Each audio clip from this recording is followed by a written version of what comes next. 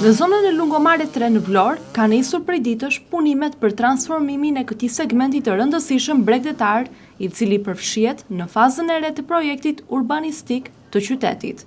Një prej ndërhyrjeve që ka tërhequr më shumë vëmendje është heqja e pemëve shumë vjeçare, të cilat prej vitesh kanë qenë pjesë e gjelbërimit karakteristik të zonës dhe kanë krijuar një peizazh natyror të dashur për banorët dhe vizitorët. Si shihet nga pamjet e punimeve, punonjësit po zhvendosin pemët ekzistuese për t'i hapur rrugë zhvillimit të infrastrukturës së re, e cila përfshin ndërtimin e një korsie të dedikuar për biçikleta dhe këmbësor.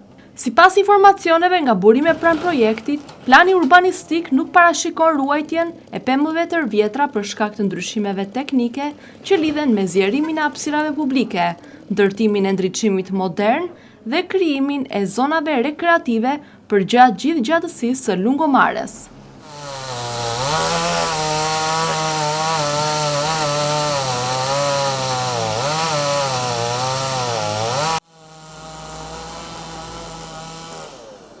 Paralelisht me punimet për zhvendosjen e gjelbërimit, po vijon edhe prishja e disa ndërtimeve, të cilat janë konsideruar si pengesa për zbatimin e projektit.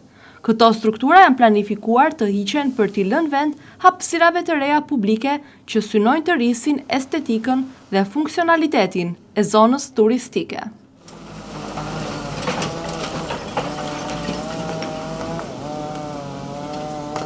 Projekti Lungomare 3 konsiderohet si një nga investimet më të mëdha dhe më të rëndësishme që po zhvillohet aktualisht nga Bashkia e Vlorës. Ai vjen si vazhdim i dy fazave të mëparshme të Lungomares, të cilat kanë ndryshuar ndjeshëm pamjen e bregdetit të qytetit, duke kthyer atë në një nga destinacionet më të preferuara për turistët vendas dhe të huaj. Qëllimi kryesor i kësaj faze është përmirësimi i infrastrukturës turistike dhe rritja e cilësisë së shërbimeve për të përgatitur Vlorën për sezonet e ardhshme verore. Punimet të cilat u ndërpren gjatë muajve të verës për të mos penguar fluksin e pushuesve kanë rifilluar tani me ritme të përshpejtuara.